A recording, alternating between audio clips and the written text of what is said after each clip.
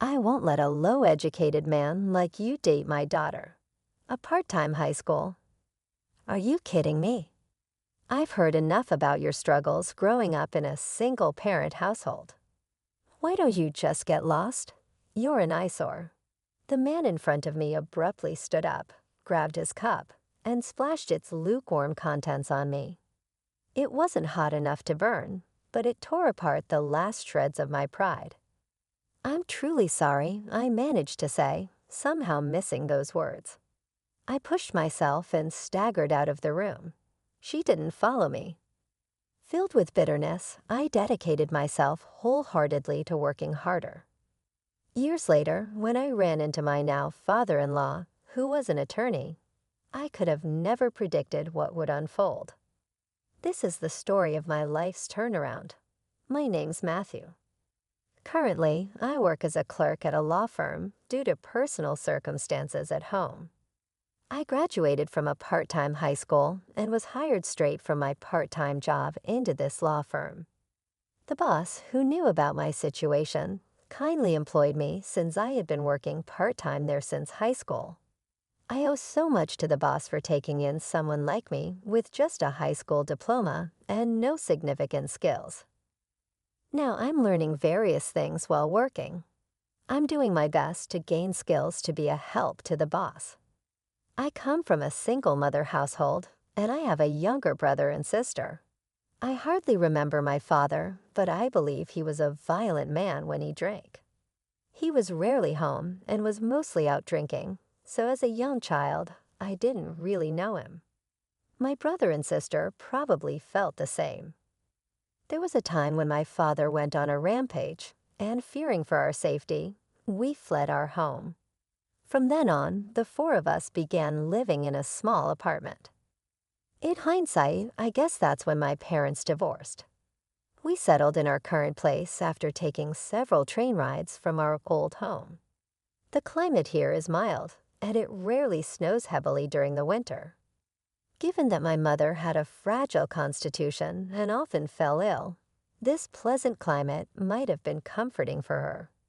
After graduating middle school, I enrolled in a part-time high school to help with household expenses and took on numerous part-time jobs. I worked at places like convenience stores, gas stations, coffee shops, and even did some manual labor like road construction. Whenever I heard of a job opportunity, I jumped on it and juggled multiple jobs. One of those jobs was doing odd jobs at this law firm. While my tasks, such as fixing stamps to mail, organizing documents, and sorting printed materials, were fairly simple, the hourly wage was good, and all the colleagues were just wonderful people. Because of this, I truly enjoyed my job and worked hard every day. After high school, I landed a job as a clerk. It was such a blessing. Another unforgettable job I had was at a tea room. It was a quaint little place run by a friend's uncle and boasted an array of teas, making it a hidden gem in the community. The owner's wife, known for her simple homemade baked goods, had an especially popular item: cookies that both my younger brother and sister couldn't get enough of. And in that tea room, I had a destiny-driven encounter. Her name was Alicia. She was my age, a petite girl. Her long black hair was tied back, swaying like a tail when she moved, something I found endearing. With a gentle aura around her, her calm manner of speaking and radiant smile were downright charming. Her passion for tea was evident as she could talk endlessly about her favorites. I found that side of her so cute that I quickly fell for Alicia. Turns out she had a soft spot for me too, and soon after, we started dating. For both of us, it was our first relationship, our first dates, our first time holding hands. We slowly but surely deepened our bond. Upon graduating high school, I secured a job at a law firm and had to leave my part-time job. Alicia, however, continued to work there while attending a local college. Every time I dropped by the tea room after work, she greeted me with a freshly brewed cup of tea. It became a daily routine for me to escort her to the train station after her shift. She secured a job in the spring of our 4th year together. With both of us stepping into the working world, I proposed to Alicia. My younger siblings had started high school, and my mom found steady work. Our home life was stabilizing, and I started to think about the future. When Alicia accepted my proposal, I was so overwhelmed with joy I broke down in tears. It felt too good to be true, almost frighteningly so. But our bliss was soon to be tested. Alicia came from what you might call an old money family with a lineage of politicians and lawyers. Her grandfather had been a city councilman, and her father was a lawyer. Being the only child, she was doted upon. I was taken aback when I found out about her family's prominence, but she reassured me with a laugh, saying it wasn't a big deal. My folks are just overprotective and tend to spoil me. They wouldn't object to anyone I chose to be with. It seems that she talked about me quite often to her folks. Feeling a touch of anxiety, I was heading to her parents' place. Even though she assured me it was okay, telling me with sparkling eyes that they always listened with smiles on their faces, I couldn't shake my nerves. Her residence was a large traditional-style home enclosed by a grand fence in a quiet suburban neighborhood. Though I always dropped her off at the train station, I'd never seen her house before. She'd always turned down my offers to take her home, saying that a car was already coming to pick her up from the station. Seeing the splendor of her house made me reflect on the small apartment I shared with my family. I couldn't help but feel our worlds were so different, intensifying my anxiety. It's old and a bit embarrassing to say, but all I could do was shake my head. The person who greeted me was her mother. Her gentle and warm smile was so much like Alicia's that I could definitely see the family resemblance. "My name's Matthew. Nice to meet you," I said, bowing and introducing myself. Her mother smiled softly and led the way. "My husband will be a bit late from work. I hope you don't mind waiting for a bit." "Oh, it's all right," I replied. I was led to a traditional living room adorned with beautiful American paintings and what looked like an expensive vase. She served tea for us. The atmosphere around Alicia and her mother was so similar. Both radiated a calm and gentle aura. Suddenly, the sliding door opened and a stern-looking man walked in. Without saying a word, he took a seat next to the mother. From the way she served him without any introduction, I deduced he must be her father. Hello, my name's Matthew," I said, straightening my back and bowing deeply. However, he just glanced at me and didn't say a word. Confused, I looked at Alicia, and she seemed equally bewildered, shifting her gaze between her father and me. Amid the silence, the first to speak up was the mother. "Matthew, please look up, honey." "What's going on?" I tried to mediate the situation. The mother raised her hand to intervene, but the father began to speak. "Matthew, Alicia's old Mish," he said. "I wanted to introduce you to us. I hope you don't mind, but I did a little digging." What does he mean by digging? Well, I can't exactly puff out my chest and boast about my life. I haven't done anything wrong, and committing a crime is totally out of the question. As I was pondering this, Dad let out an exaggerated sigh.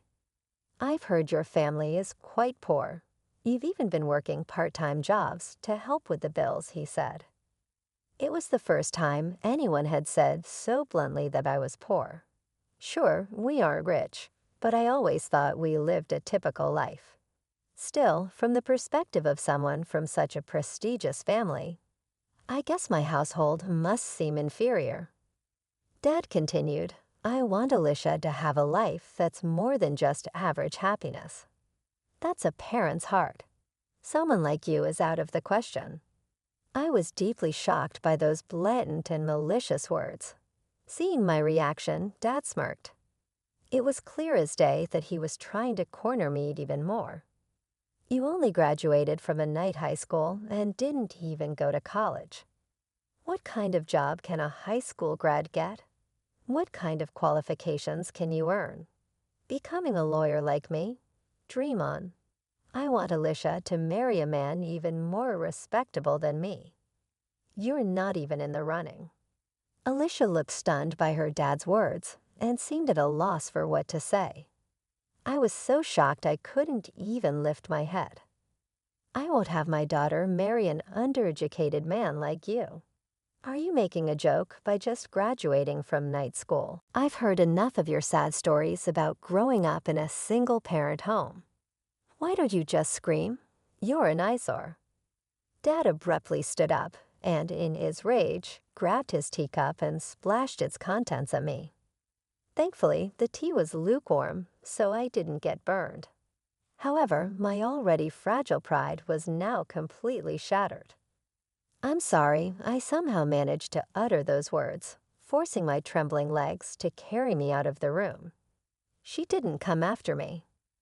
That night, I received an apologetic message from Alicia. She expressed her apologies and mentioned wanting to meet and talk, but I replied that I couldn't see her again. After being berated like that, I didn't feel I could sit down and have a calm conversation with her. My self-esteem was in tatters, and I felt like anything said to me would just make me feel even more insignificant. I couldn't find a way to measure up to her father. Marriage seemed impossible. In the end, we chose to part ways. Then 10 years flew by. 10 years later, we were both 32. I'm still working at the same law firm. I've gotten my national certification, and the busy days have helped me forget the past. I hadn't been in touch with Alicia since that day. I heard she got a job and moved out of her parents' home. By the 3rd year, she had been transferred out of state. I couldn't bring myself to respond to her messages yet. I still can't forget her. I feel I might never be able to love someone else for the rest of my life. Trying to escape those thoughts, I've immersed myself in my work. Matthew, if you were going to the courthouse, could you drop off these documents for me? A senior lawyer called out to me as he was about to leave. Today, I was scheduled to accompany the director to the courthouse at the request of a senior colleague. I readily agreed and took the car keys.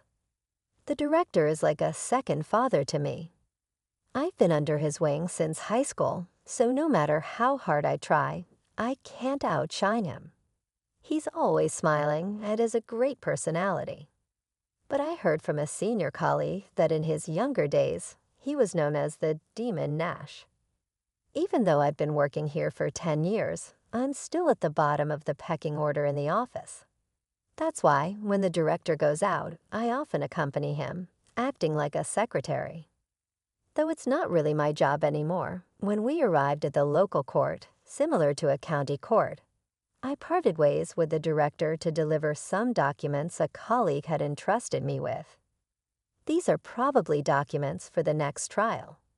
Given the rush, today might be the deadline. After submitting the documents, I was heading to the restroom when I spotted a familiar face. I thought I might be mistaken for a moment, but it's a face I couldn't forget. He, seemingly an authority figure, was walking towards me. I tried not to make eye contact and nodded while looking down, but that man, Alicia's father, stopped right in my path. Well, aren't you the overconfident guy who proposed to my daughter despite having no college degree? I had hoped he hadn't recognized me, but I was wrong. I remained silent, keeping my head down. What are you doing here? If you're being sued, do you need my help? Someone like you without an education probably knows nothing about the law, right? Alicia's father sneered, suddenly changing his expression. It was a look of pure fury, so sudden it sent chills down my spine. You said something to Alicia, didn't you? Ever since that day, she stopped listening to me. She was always such a good, obedient girl, but now it's as if she's under a bad influence. I have no idea what you're talking about. I haven't been in touch with Alicia since then. Your accusations make no sense to me. Oh, really? You think you can just brush me off like that? Listen here. Lowlifes like you can't even hold a conversation with sophisticated people like Alicia and me. Know your place and cower in it. Never show your face around me again. That might be a little difficult for you. A laid-back voice echoed in the area. The person who appeared was Director Nelson. Oh, Mr. Nelson, why are you here? The one who exclaimed in surprise appeared to be Alicia's father's boss. Shocked, he bent forward in a right angle to greet the director. This is a courtroom, right? Isn't it normal for attorneys like us to be here? The director laughed, addressing the boss while Alicia's father looked on in disbelief. Oh, come on. Haven't you also served as the president of the Bar Association? You're a giant in the legal community, aren't you? Well, it's just that I've been around long enough to be known by many. Being an attorney, it's only natural to come to a courtroom, right? More importantly, what's up with our Matthew? Director Nelson gave me a light pat on the shoulder and looked towards Alicia's father. His face was smiling, but his eyes weren't. I knew that look all too well. Having worked alongside him for many years, when he made that face, it usually meant he was upset. Matthew here is my protege. He's a top-notch lawyer. A lawyer? But didn't you only graduate from an evening high school? Alicia's father looked at me with an incredulous expression. I simply nodded in confirmation. That was the case 10 years ago, but thanks to Director Nelson's guidance, I was able to become a lawyer. Did you know even someone with just a high school diploma can become a lawyer? On my suit, there's a lawyer's badge, but it seems Alicia's father didn't notice. When I broke up with her a decade ago, seeing how devastated I was, Director Nelson had suggested I study to become a lawyer. You don't necessarily need a college degree to become one. It was a challenging path, but I decided to take it on. Thanks to Director Nelson's encouragement and rigorous training, somehow, I passed the preliminary and bar exams on my first try and completed my legal training to become a lawyer. Director Nelson and my colleagues at the firm were all thrilled and celebrated with me. That was 5 years ago. Matthew has always been exceptional. He passed all his exams on the first go. Since high school, he's been honing his skills with our senior staff here, so he's very hands-on and proactive. I plan on having him as my successor. Hearing Director Nelson's words, I couldn't help but blush. Alicia's father looked at me, clearly taken aback. Oh, by the way, for the upcoming trial, Matthew will be the lead attorney for the plaintiff. I believe you're representing the defendant, aren't you? It'll be interesting to see how this plays out, won't it? Director Nelson said with a sly grin. His villain-like demeanor made me smile, too. I've been mentored by this man for over a decade, so there's no way I'm backing down. I'm determined to show I can beat even the best lawyers out there. Seeing our confidence, Alicia's father turned pale. His boss was even trembling. We'll see you around. With that, we left the scene. Since then, it had been a whirlwind of preparations for the trial. This time, it was a divorce case. Although mediation was attempted, the husband, the defendant, wasn't satisfied and took the case to court. From our side, the main issues were securing the divorce and claiming alimony. The wife, our plaintiff, was resolute in her desire for divorce and had amassed a lot of evidence pointing to infidelity and domestic violence. The contents of the medical report submitted were so shocking that I found myself grimacing. I was determined more than ever to win. On the day of the trial, I reassured the anxious plaintiff, "Don't worry, you're not fighting this battle alone." But of course, I'm not fighting this alone either. I'm always being helped by my colleagues and staff at the office. That's why I truly believe there are people standing behind me, supporting me. Isn't it the same for you? You've mentioned that your kids, your parents, and even your friends are all cheering you on, haven't you? Let's give it our best shot together. Yes, and so we took on the case and came out overwhelmingly victorious. The husband's arguments were all over the place, lacking any sincerity. Using that to our advantage, we were able to win the desired alimony of $30,000. Of course, the wife was granted custody. Child support was set at $1,000 monthly, and a lump sum payment was agreed upon until the child reaches adulthood. Everything went as we hoped. After hearing the verdict, the defendant hung his head in dismay. It seemed like Alicia's father was suggesting an appeal, but not wanting to endure any more humiliation. The trial was concluded then and there. "Hey," someone called out as we were leaving the courthouse. I knew there was only one person who would call out like that in such a high-handed manner, and sure enough, it was Alicia's father glaring at me. Don't get too cocky. So what if you're a lawyer without a proper education?